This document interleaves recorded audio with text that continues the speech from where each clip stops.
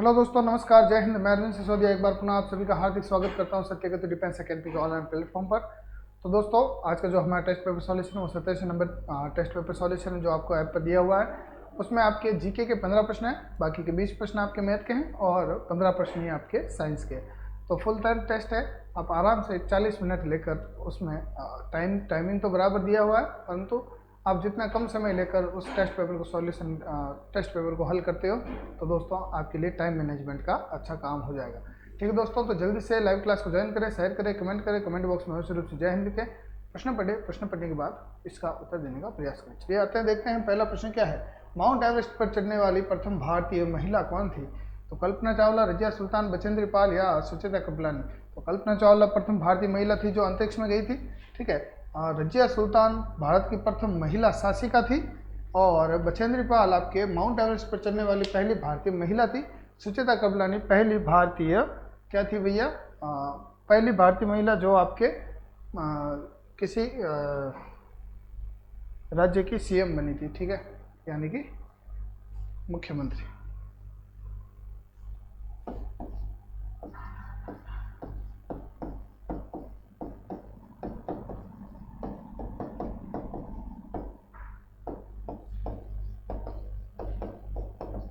प्रथम भारतीय महिला जो अंतरिक्ष में जाने वाली, प्रथम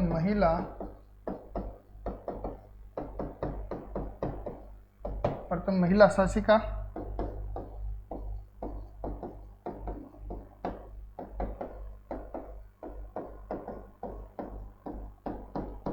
प्रथम महिला माउंट एवरेस्ट पर चढ़ने वाली और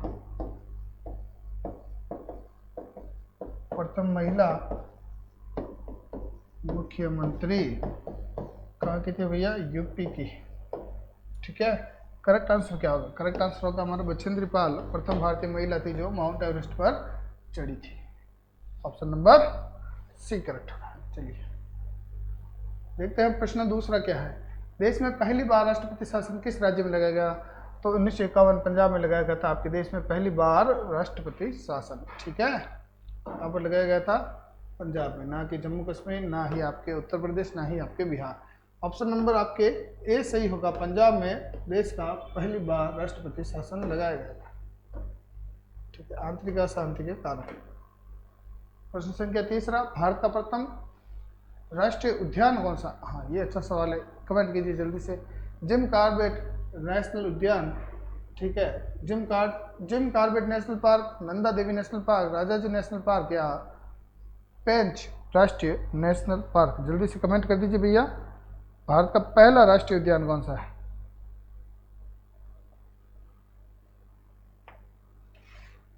चलिए, पहला राष्ट्रीय उद्यान आप जिम कॉर्बेट नेशनल पार्क। ठीक है, ऑप्शन नंबर ए करेक्ट होगा। बहुत ही अच्छा सवाल है, याद रखिएगा। देखते हैं अगला प्रश्न क्या होगा हमारे लिए।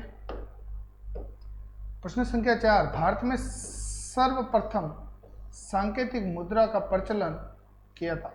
ये अच्छा सवाल है, बहुत ही अच्छा सवाल है। मध्यकालीन भारतीय इतिहास से आपके ये सवाल आया है। तो क्या पूछा है कि भारत में सर्वप्रथम सांकेतिक मुद्रा का प्रचलन किस शासक ने किया था? सांकेतिक मुद्रा का प्रचलन किया था आपके मोहम्मद बिन तुगलक ने। MBT मोहम्मद बिन तुगलक ने भारत में पहली बार सांकेतिक मुद्रा का प्रचलन किया। इसमें क्या क्या भैया? तांबे के और जस्ते के सिक्के चलाए और सोने चांदी के सिक्के बंद कर दिए। सांकेतिक का अर्थ क्या होता है? सांकेतिक मुद्रा का अर्थ क्या होता है कि उस, जैसे मान लीजिए कि मैं 10 रुपये का नोट है, इस 10 रुपये के नोट के निर्माण कार्य में कितना पेमेंट लगा? जैसे मान लीजिए कि 10 रुपये का नोट 1 रुपये में बना, कागज वागज मिलान सब 1 रुपये में 10 रुपये का नोट बना है। ठीक है, परंतु इसका मूल्य कितना है? इसका मूल्य 10 रुपये है।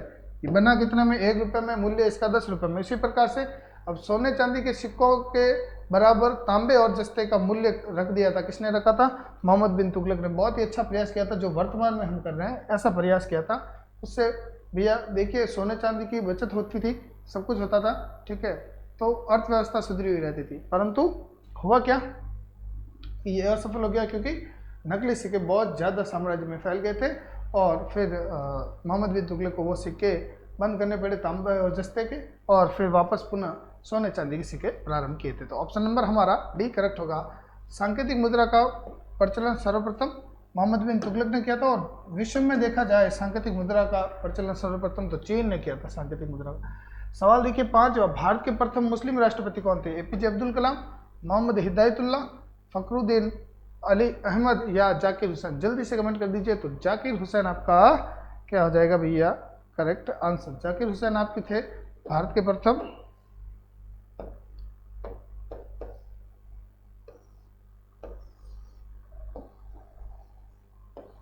मुस्लिम राष्ट्रपति। भारत के प्रथम मुस्लिम राष्ट्रपति जाकिर हुसैन थे और अपने कार्यकाल के दौरान ये मर गए थे, इनकी मृत्यु हो गई। प्रश्न संख्या 6, भारत में चालू की गई पहली ट्रेन का क्या नाम था? चलिए अच्छा सवाल। भारत में जो पहली ट्रेन चालू की गई थी 1885 में, तो उस ट्रेन का नाम क्या था 1851 में? फेरी क्वीन, डेक्कन क्वीन, शताब्दी एक्सप्रेस या विवेक एक्सप्रेस। जल्दी से कमेंट कीजिए।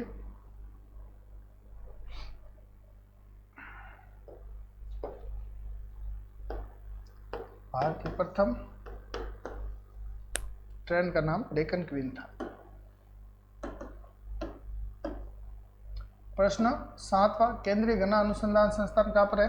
कटक, असम, कोयम्बटूर या लखनऊ। जल्दी से कमेंट करिए कि कहाँ पर है आपके केंद्रीय गन्ना अनुसंधान संस्थान। ठीक है, तो मैंने आपको कहा था सर्वाधिक गन्ना कहाँ पर होता है? केरल में था। केरल में होता है, केरल के आसपास ही कहीं आपको कोयम्बटूर मिलेगा और कोयम्बटूर में आपके सर्वाधिक केंद्रीय गन्ना अनुसंधान संस्था मिलेगा। ठीक है, केंद्रीय गन्ना अनुसंधान संस्था आपके कोयम्बटूर। प्रश्न देखिए 8वां, भारत के पहले उप प्रधानमंत्री कौन थे? बहुत ही अच्छा सवाल है। महात्मा गांधी, डॉक्टर राजेंद्र प्रसाद, भीमराव अंबेडकर या सरदार वल्लभ भाई पटेल।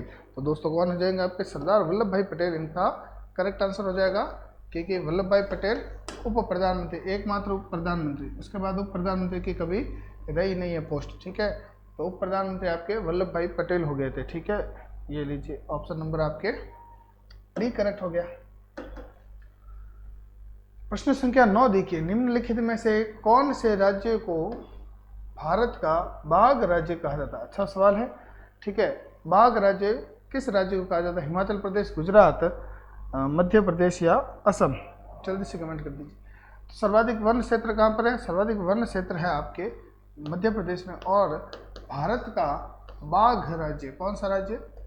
बाघ राज्य आपके कहा जाता है मध्य प्रदेश को, एमपी। ठीक है, ऑप्शन नंबर हमारा सी करेक्ट होगा। चलिए प्रश्न संख्या 10, कौन सा भारत का प्राकृतिक बंदरगाह नहीं है? प्राकृतिक नहीं है, कृत्रिम बंदरगाह कौन सा है? भारत का पहला प्राकृतिक बंदरगाह तो मुंबई हो गया। ठीक है, अब हमें क्या पूछा है कि कौन सा भारत का प्राकृतिक बंदरगाह नहीं है? ठीक है, प्राकृतिक बंदरगाह में मुंबई, गोवा, चेन्नई या कोचीन। ठीक है दोस्तों, कोचीन, गोवा और मुंबई ये तीन तो आपकी क्या है? प्राकृतिक बंदरगाह है। हमें पूछा है नहीं है, नहीं है तो ये आपके चेन्नई जो बंदरगाह है ये आपका प्राकृतिक बंदरगाह नहीं है।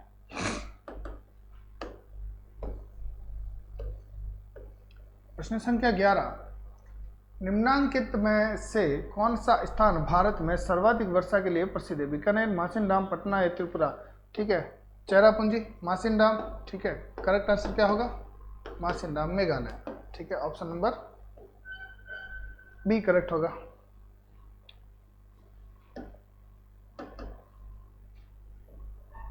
प्रश्न संख्या 12, भारत के अटॉर्नी जनरल की नियुक्ति कौन करता है? सर्वोच्च न्यायालय का मुख्य न्यायाधीश, ठीक है, या भारत का प्रधानमंत्री, भारत का राष्ट्रपति या संघ लोक सेवा आयोग के सदस्य।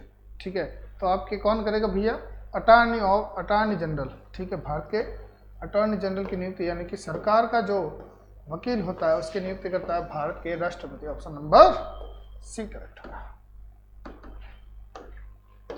प्रश्न संख्या 13, भारतीय संविधान की प्रस्तावना के अनुसार शासन की सर्वोच्च सत्ता किस में निहित होती है? अच्छा सवाल है। मतदाता, जनता, राष्ट्रपति या संसद। तो जनता में ही निहित होगी, और किस में होगी?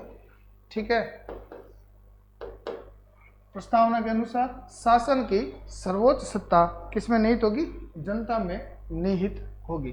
ठीक है, ऑप्शन नंबर हमारा बी करेक्ट होगा। ये सवाल आ सकता है आपके, इंपॉर्टेंट सवाल। ठीक है भी इजी, इतना कुछ हार्ड भी नहीं है। प्रश्न संख्या 14, भारतीय संविधान द्वारा कितनी भाषाओं को मान्यता प्रदान की गई है? भारतीय संविधान द्वारा कितनी भाषाओं को मान्यता प्रदान की गई है वर्तमान में? तो वर्तमान में 22 भाषाओं को, और मूल संविधान में आपके 14 भाषाओं को मान्यता प्रदान थी।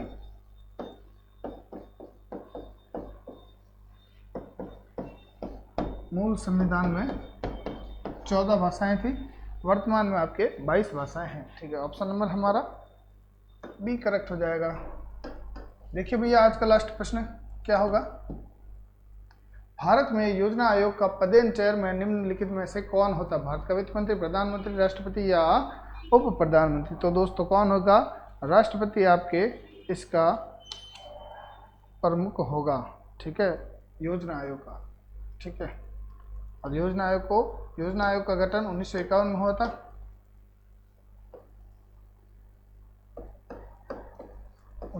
में योजना आयोग, इसका नया नाम हो गया नीति आयोग। नीति आयोग का गठन 2015। ठीक है, और इनका जो होता है भैया क्या होता है? इनका होता है ये प्रधानमंत्री। ठीक है, तो भारत के जो प्रधानमंत्री होते हैं वो इसके प्रमुख होते हैं, चेयरमैन। ठीक है, चलिए भैया, तो आज का सेशन यही समाप्त करते हैं। कल पुनः इसी समय मुलाकात करेंगे, तब तक के लिए धन्यवाद। जय हिंद और जय भारत।